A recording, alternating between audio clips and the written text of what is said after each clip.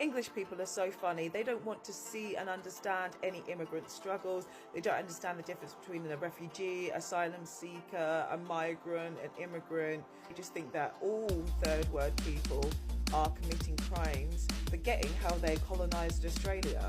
Between 1788 and 1868, there were about 162,000 convicts that were transported from the UK into the colonies in Australia, and today about 20% of Australians can trace their ancestry back to these folks. Most convicts transported into Australia would work unpaid trade positions until their sentencing was up. Once their sentencing was up, they would receive a certificate of freedom, which meant that they can either remain in Australia or pay their own way back home. What's really interesting is that 1 out of 7 convicts were women, and they would quickly attach themselves to an officer or convict for their own protection. And most of the women convicted were convicted of theft, especially when starvation was rampant in the UK. Prisons in the UK became overcrowded, and there were no other place to send convicts with less severe crimes. And many of these convicts were later able to rise into prominent positions in the Australian society. There were at least 300,000 Indigenous people in Australia before the British invasion in 1803.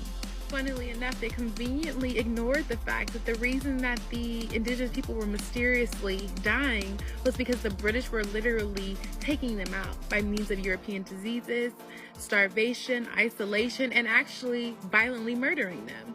This was no puzzle. Please remember, the settlers to Australia were some of the lowest nominators of British society. They were convicts, right? And this is them arriving to the shores of Australia.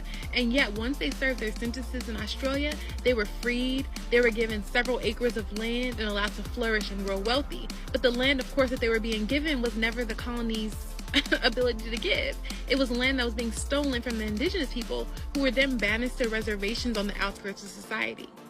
Cons and voluntary immigrants from Europe were not doing better than the Indigenous people. They were surviving because they were willing to steal people's land, to dehumanize and prosecute people, all for their own wealth and gain. It was literally just them being the ones who were practicing savagery in Australia.